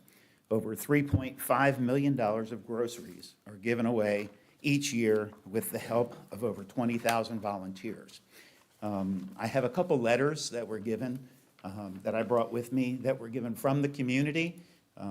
Your contribution to Authentic Impact allowed us to purpose what we call Stop and Swap, which is the ability for our guests to come in, go through their box, find things that they don't eat or things that they would like to swap out, and then turn them in, and then instead of them being trashed or given to neighbors, we can then recycle those. That was, your grant was actually used in the purposing of that. We got a trailer that has electric and a freezer and is able to provide that for our community. We threw out Nassau County from Briceville to Hilliard, all the way through to the island, and I just wanted to say thank you. Mr. Danger, I've spent the day with you. Your work is authentic, it is meaningful, it serves the whole entire county, it serves outside of Nassau County. For one, am grateful for you and your service, and anytime we can support that and inform our citizens of the services that you offer, I immediately do so. Well, thank you. That's all I came to say. Thank you very much. Chair, if I may, Yes, sir, if I Mr. can Huntley. just back that up, I've spent some time with you as well out there. It's an incredible, you guys are doing God's work, and we appreciate being able to support our own community from within our own community, and you're making a difference in people's lives every day. So thank you for that. Thank you. We are definitely looking at doing some additional things, financial classes, some health fairs, job fairs, and other things that will come along with Authentic Impact, so we truly have an impact on Nassau County. So I'm going to pass these along. Thank you, sir. The board can take a look at those. It's just a few letters, that I have, that I brought from our community, the RV park, and another letter that I think that you'll enjoy reading at some time. Thank you for your time. Thank you, Mr. Derringer. County manager's business, any business to come before the board? Tab AB, discuss acquisition of riverfront property along the St. Mary's River. County manager? Yes, ma'am, thank you for the opportunity. It's actually a pretty exciting item for discussion. Go ahead and tell you now, I'm not going to ask you to make a decision this evening. I want to bring something to your attention, give you the opportunity to speak with your colleagues about it if you'd like to this evening. And then on the 26th of this month, I will be asking for a decision on this acquisition. So both in your comprehensive plan and in your strategic plan, there are policies and directives to explore the acquisition of land along the St. Mary's River, and more specifically for motorized boat access to the St. Mary's River. For those of us who enjoy the St. Mary's River and like to utilize Kings Ferry boat ramp, we all know that on a remotely nice day, the boat ramp is full, and on a nice day, to say it's full is a gross understatement. And so at the most recent winter strategic planning session, the board directed staff to pursue proactively the acquisition of a site that could provide motorized access to the river, as well as contains enough uplands adjacent to surface waters to provide ample trailer and truck parking.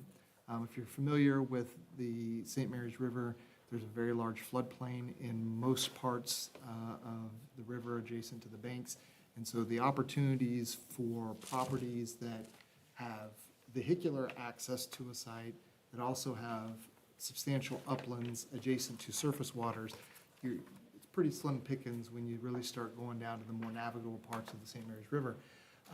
And so we pursued a couple different properties, weren't necessarily successful, and then we caught a break, if you will.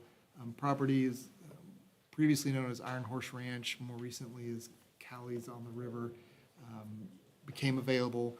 We put it under contract, and it's an opportunity to not only achieve the primary directive of the board for getting water access, but it also, given the scale at 134 acres, gives you the opportunity for additional activities and amenities on the west side that currently aren't available.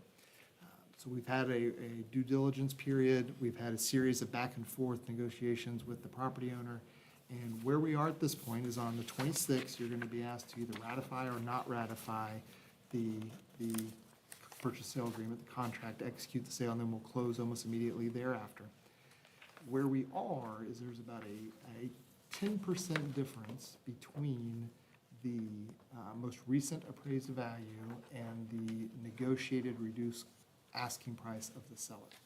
And so that is where you all as policymakers weigh the long-term benefits to the citizens. You know, we assume Nassau County is going to exist in perpetuity. We know it's existed for at least 200 years, and it's going to be here for the next 200 years. And so when we're weighing the long-term value versus the short-term cost, the potential for the site, that's where you all use your guidance, your policy directions to have us execute. Your packet includes some graphics. We had a site plan created for you. One of the cool aspects of this is it does fit within the Atlantic to Okefenokee overlay, so it's part of your primary ecological corridor. It would protect additional almost 3,300 linear feet of river frontage to go along with the 2 miles you just protected in the St. Mary's River Ranch. There's a graphic in there that shows you the proximity of this site to the conservation easement you just purchased. And so it's a lot to consider. It's a big site. And so instead of putting it all on the January 26th agenda, this would be an opportunity to discuss it. If you don't wish to discuss it, I'll be back on the 26th and ask for direction. Thank you, Mr. County Manager. I know that obviously I will let my fellow board members know that I'm in support of the acquisition of this property. It is an asset to the county for recreation, for quality of life, the return on investment. When you look at the site plan, the opportunity for venue frontage later, there is one St. Mary's River. And I, for one, love the St. Mary's River. It's such a unique asset. We have the river to the ocean. We're not like any other county. And the opportunity to educate and let the public use the river, I think, is a great opportunity. Any of my other? Yes. Yes, sir, Mr. Gray. Chair, thank you, Madam Chair.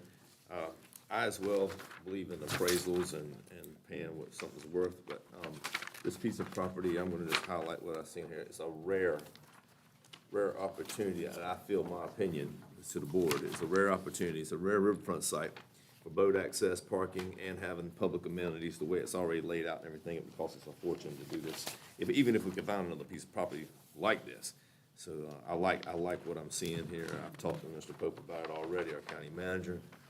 It's in summary, it's a rare piece of property. Waterfront property is not gonna get any cheaper. I know, I try to buy as much as I can. I can't afford much, so I don't get much. But this is a rare piece of waterfront piece of property. So thank you, Madam Chair. Yes, sir, Mr. Hutman. Thank you, Chair. So, honestly, County Manager, we've spent years looking for something, an opportunity like this, years to find a spot that would be able to support all of that in one package. And I also understand, I've been up there to see this property. When I was chair, I went up there, and it's probably it's not a once in a lifetime, but the fact that it came open, that we have conservation opportunities within this as well as recreation as well as, and also the price disparity, my understanding is from the sellers, this is about liquidity. It's not about profit. Correct. Right? They're in a financial position where they are, have an absolute minimum number to be able to go out of it. And that's where the disparity is. So it's not like they're walking away with a huge profit on that. So that's why I see it's a winner all the way around, and I would support having additional discussions on this one. Yes, sir. Mr. Farmer? Just was gonna express my support for this as well. We all know that appraisals are appraisals, and at the end of the day, you know, people, they ask, well, what's it worth? Well, it's, you know, worth what somebody's willing to pay for it, right? So it's all in just how bad you want something. And we've saw that a lot over the course of the last 5 or 6 years in the real estate market, where somebody would list a property and there'd be 10 or 15 people bidding against each other, and then this thing would sell at a much higher price than the listing price. And so this is a gem for those that don't know where this is. There's guys that are a little selfish like me that don't want you to know where it is. And I'll go ahead and tell you that this is a Nassau County gem that we can't afford to miss. Thank you, Madam Chair. Thank you, Mr. Farmer. Mr. Martin? And Madam Chair, through the chair of the county manager, hopefully our enthusiasm doesn't raise the selling price. Is that offer locked in? Yes, it's under contract. so- Okay. 2.42. Yeah, it's on the Yeah, it's under 2.42. I figured that. I'm Yeah. kind of joking, but, Yeah. all right. So I think you know where we're going. Yes, sir. County Manager, I know social media is such a great tool. Will this be available, the concept plan you've given us, PDF, I know it's in the record, but will this be put out digitally to the public? Yes, ma'am. Okay, thank you, Mr. Pope. Any other questions? No, Madam Chair. Okay, perfect. County Attorney's a business. Any business to come before the board? I have 2 tabs for you, Madam Attorney. Tab AC, consider setting a hearing for January 26, 2026 to adopt an ordinance amending Chapter 18 and a quarter pertaining to the regulations of nuisances. Ms. So Dorby. moved. I move to approve AC and set the date for. Just kind of give you just a brief Oh. overview of what you're Just going to five see, minutes. so that And we'll make the motion. Sorry, I already I knew know what that it we're was. all Okay. tired, we Okay. want to go home, but she just wanted to, for transparency purposes, give you just an idea of what you're going to be looking at and voting on, so people can come and speak to the. Then we'll make the motion. Thank you, Ms. I Dorby. promise I'll be I read brief. I read more than the public sees. I apologize. Yes, and if, yes, thank you, Tech Services, getting that up there for me. So, good evening. I know I'll be brief. Abigail Jornby, Deputy County Attorney, but wanted to give you a high-level view of what we're proposing. Previously, in some winter strategic planning sessions, we discussed making our code enforceable, and I work with the Code Enforcement Department.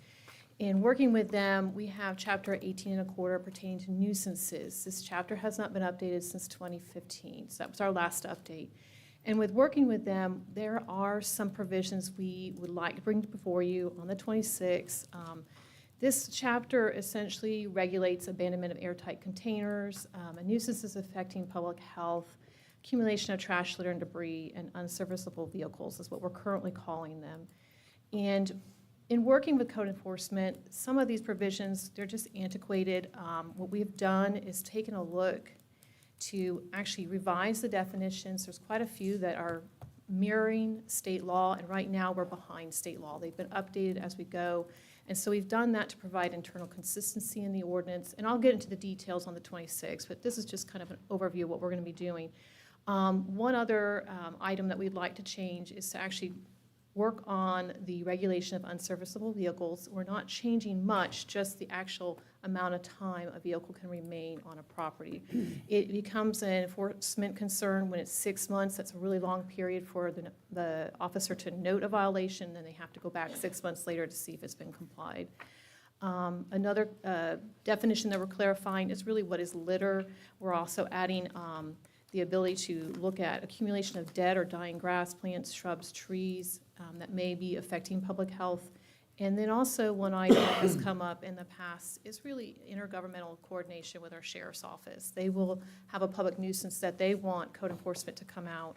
We really didn't have a process set up for how that looks. Right now, it was just kind of one person knows another person, they give them a call, they go out to the property. We really want to set up a process where they go to the county manager's office to get that coordination so we know what staff is going out to the property. And as promised, I was very brief. We can get into more details at the 26th, but I just wanted to give you that overview and then asked if we could go ahead and get that set for the 26th for your I second consideration. Commissioner Helpman's motion to set the hearing date. Is this going to be during our regular meeting or before? Yes, sir. Okay. It's not a special workshop. It will be on the agenda for the 26th. It will be on the agenda for the 26th, yes. Thank you, Ms. Dornby. Motion by Commissioner Hutman to set a hearing for January 26th. That was seconded by you, Mr. Martin. Correct. Okay, all in favor say aye. Aye. Opposed, say no. Motion carries. We will have this on the agenda January 26th. The second item for Ms. May is the appointment of Richard Hearn as the alternate member of the Canvassing Board for the fiscal year 2025 and 2026. I move to approve tab AD. Okay, well, here we go. Sassy volunteering. I gave you a good synopsis Yes. within the agenda, and if you had questions, I'm here for that, but Listen, I told Ms. May, y'all left me a, hard one. it's hard to get somebody to be quiet during election season. So I'm confident, you know, Mr. Hearn, I think the world of Mr. Hearn as he worked with the school board. He's former JFRD police. He's just one of those people who, when he's his word, he stands by it. I'm confident he will represent the board well as our alternate to the canvassing board. I want to personally thank him for stepping up. Okay, so motion made by Mr. Martin, seconded by Mr. Gray. Yes. All in favor say aye. Aye. Opposed, say nay. Motion carries. Mr. Hearn will serve as our alternate member for the canvassing board. That's going to move us to our county commissioner's business this evening. Mr. Martin. Just hope everyone had a Merry Christmas and a Happy New Year. Looking forward to 2026. Congratulations, Madam Chair. I think you did an outstanding job, your first time leading the board meeting, and that's all I have. Thank you, Mr. Martin. Mr. Farmer. Thank you, Madam Chair. Again, congratulations, kudos on the chair, and done a fine job. Lots of rants and reviews online. Please, somebody out there, take your phone tonight and write us a rave.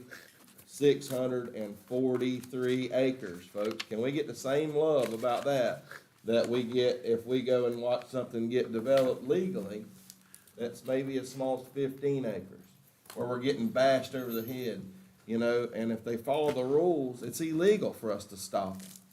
So, you know, give us the same love on this 643 acres of conservation land, because this didn't just happen overnight. Brandy Carvalho, there's nobody that's a better fit for this position than her. She has the community here in Nassau County on the forefront of everything she does. If you don't know Brandy, get to know Brandy. She's a big animal lover. She's a big conservation-minded person. And for those of you that may not know this big old boy that's talking, I may wear a lot of camouflage, but, you know, I'm a conservation type guy too. So Taco will tell you, when I came on board in 2020, I told him, look, you know, we can't fix but just a couple things as commissioners when we come to the board. You try to find what means the most to you, and you do the best you can to try and spearhead a drive to maybe pick something up or boost something. And Parks and Recreation and Conservation were two big ones for me. And I really think that we've done a great job collectively as a board. Kudos to everybody involved, but somebody please go on there and rave about this so I don't have to do it myself. And that's all I have, Madam Chair. Thank you. Mr. Gray. Thank you, Madam Chair. You did an excellent job running the meeting tonight. Thank you. I had the And help of a great congratulations. board. Thank you. Just the only thing I gotta say is, I think me and you attended the Community First on Tuesday, groundbreaking ceremony in Wildlife. And we wanna thank Community First for investing in our communities, providing employment opportunities for our citizens and financial services. They just put one in Callahan last Yes, year. sir. We got one in Yulee, so one's coming to Wildlife, and that was great, and enjoyed being out there with you. Me, you, and Madam Chair. Peyton. Yeah, me, you, and Peyton was out there. Thank you, that's all I have. Thank you, Mr. Gray. Mr. Hutman. Thank you, Chair. Kudos to the staff again on the comp plan. Mr. Pope, if I'm not mistaken, some counties didn't have that pleasure of one comment. Some No. counties got it rejected flat out, right? Not only successfully getting through, but doing it in a very tight Right. timeframe. Yeah, so, yeah, thanks to those folks and our staff and the team that did that. That's a big deal. Dr. Clem, welcome aboard. I don't think I got to say that formally in a meeting. It's really awesome to have him here, tying into the conservation piece. That's gonna be the dynamic duo, Brandy and Dr. Clem. I love it. Also, on the 3,500 acre rezoning thing, I want to remind the public that those applications, when you hear those, are made by an applicant. The applicant has the process, the due process, in those. And though folks come in, we do hear you when you come in and speak on those items. However, the due process goes to the applicant. If you don't present something contrary to that, that's why you hear these votes where we support those applications unless evidence is presented to the counter. So I just wanted to touch on that, Madam Chair, a little bit. Great job for your first meeting. I can sympathize with how that first one feels. We all have been there, except for Mr. Graham, I know. He's still, oh, I'm He was sorry. only there for a That's- short yeah, I period of wasn't here. time. I wasn't here for that 6 months. I wasn't here. Yeah, we weren't there. Anyway, that's all I have, ma'am. Thank you very much. Thank you, Mr. Chairman. I'm going to echo a little bit of sentiment for you on the quasi judicial hearing today, because it is very easy for people to go on rants and raves. A good friend of mine, Ms. Robin Hearn, she said, you know, another disappointment by the county, just building houses. The county is not in the business of building houses, but I think what the public fails to recognize is that we have legal due process. And our motion is either based upon record and evidence received, that the plan amendment is consistent or not consistent with our policies. And we have policies, they're very strict, they're a public record, it goes through planning and zoning, it goes through legal. We have policy to follow. These 5 seats have to decide, okay, if I do not follow this policy, am I willing to risk millions of taxpayer dollars to lose a lawsuit where we pay for legal fees and for a developer? And I think that people fail to recognize the legal and judicial system that we are all sworn to abide by our citizens. And so that is another friendly reminder. And I thank the Board of County Commissioners. Miss Jackie Osborne isn't here this evening. But if you haven't noticed, if you've not played with our website a little bit, the Nassau County, Florida, we're updating constantly. Your lost pets are there. If we pick up your dog, you can call me, of course, and I'm gonna send you to the residents. But man, there is some great information that's being pushed out I noticed about maybe even several times throughout the day, but if not every single day, the dogs we picked up. I can't believe Atlas is still over there. That's really killing me. I feel like I may be over there tonight. I'm thinking, Amy, you want to run over there real quick and we'll just take Atlas home when I leave? And then my husband me and Atlas can just enjoy sleeping on the porch together tonight. So with that, I'm going to thank the board for their confidence. So I'm going to go ahead and adjourn this evening's. Madam Oh, Chair? yes, sir. Your nickel. Pardon the interruption, Yes, sir. since you brought up animal control. Correct me if I'm wrong. We have a new director. Yes. I don't know if he's in the room. He's not. Well, he should come to the next meeting so we can welcome him appropriately. But I have it on good information that we're at an all-time low for animals that are in our shelter. Is that correct, Ms. Carvalho? Yes, the credit goes to Miss Amy Bell and her staff. Yes. Thank you, Miss Amy. Thank you. I mean, I just want to put that out there. We used to be at over capacity, and I think we're at an all-time low. So kudos, good job. Thank you, Mr. Martin. With that, I'm going to adjourn this evening's meeting.